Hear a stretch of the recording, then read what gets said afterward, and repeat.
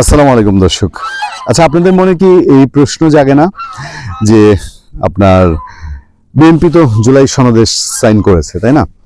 এবং জুলাই সনদে সাইন করার পরে সরকার যে জুলাই সনদটা ঘোষণা করেছে, বা সরকার তো করেনি, যেটা তার জুলাই সংস্কার কমিশন, যেটা বা সংবিধান সংস্কার কমিশন, জাতীয় ঐকমত্য কমিশন যেটা পরে প্রসব করেছে, যেটা প্রস্তাব আকারে ডক্টর ইউনূসকে দিয়েছে এবং ডক্টর ইউনূস যেটাকে সম্মতি দিয়েছেন, সেইটা যে বিএনপির সঙ্গে মিলে না, বিএনপি তো জানিয়েছে। এখন ভেজালটা কোন জায়গায় হলো? ভেজালটা হলো যে বিএনপি গিয়ে একটার মধ্যে সই করছে, বলছে আমরা জুলাই সনদে সই করছি, সারা জাতি জানছে। আবার তলে তলে জুলাই সনদ যেটা, সেই সনদ আবার বিএনপির সনদ না। বিএনপি বলছে আমাদের নোট অফ ডিসেন্ট আছে, আমাদের আপত্তি আছে। এই আপত্তিওয়ালা জুলাই সনদ ডক্টর ইউনূস পাশ করায় নিতে চাচ্ছে এবং এটার জন্য কাছা বেঁধে নেমেছে হা ভোটের জন্য।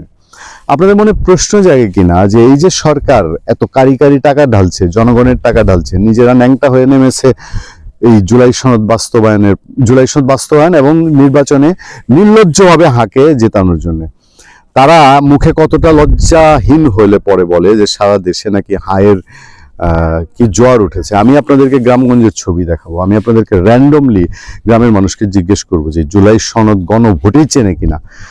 তো পরের কথা, আর ঠিক মতো বুঝাইলে পরে গ্রামের মানুষ একেবারে উষ্টা দিয়া নাতে বিদায় করে নাতে ভোট দিবে। সেই জায়গায় তারা যে নামছে, তারেক রহমান যে এখন একটা মাইনকা চিপায়, সেই তারেক রহমানকে কি তিনি যে নির্বাচনী প্রচারে যাচ্ছেন, সিলেটে গেছেন, সিলেট থেকে আসার পথে বিভিন্ন জেলায় সমাবেশ করেছেন, চট্টগ্রামে গেছেন, এখন তিনি ময়মনসিংহে, তিনি কি কোথাও হার পক্ষে ভোট চেয়েছেন? আপনাদের মনে কি প্রশ্ন জাগে না যে তারেক রহমান কেন হার পক্ষে ভোট চাচ্ছেন না?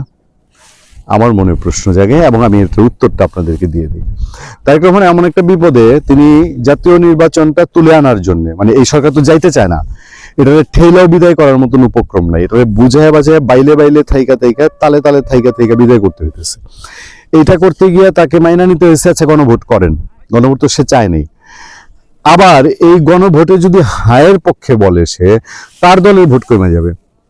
বিএনপির যারা বুঝদার মানুষ, সমঝদার মানুষ, বিএনপির যারা ধরেন একেবারে আত্মা দিয়ে করে বিএনপি, ত্যাগী নেতাকর্মী যারা সত্যি সত্যি ভালোবাসে বিএনপিকে, তারেক রহমানকে, এখনো অনেক মানুষ আছে।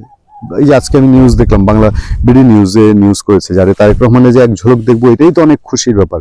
এরকম ইমোশনাল, আমি তো বলি না বাংলাদেশে মানুষ ইমোশনালি পলিটিক্স করে, লজিক্যালি না। বিএনপি আওয়ামী লীগ করে ইমোশনালি। তো সেরকম মানুষ আছে, সেই মানুষগুলা তারেক রহমান হাতে ভোট দিয়ে না আপনারা এটা বললেই এই লোকগুলো কলিজায় কষ্ট পাবে। এবং এই লোকগুলোর মধ্যে অনেক লোক আছে বিগড়েও যেতে পারে যে কি ভোট দিব, তারেক রহমান তো এদের মতোই, ইউনূস সাহেবের দলের এই লোক, সেটা ভাববে না। এবং এইটা ভাববে বলেই তারেক রহমান এখন হার জন্য ক্যাম্পেইন করতে পারছেন না। আবার হার জন্য ক্যাম্পেইন না করার কারণে তার পেছনে নাসিরউদ্দিন পাটোয়ারির মতন লোক লাগছে, বলতেছে তারেক রহমান কেন হার পক্ষে ভোট চায় না, আপনাকে ক্লিয়ার হইতে হবে, 4 কোটি ভোটার, ইয়ং ভোটার, তারা আপনার সঙ্গে, তারা আপনাকে বেঈমান বলবে, হ্যান ত্যান, খুব গরম গরম বক্তৃতা দিচ্ছে না।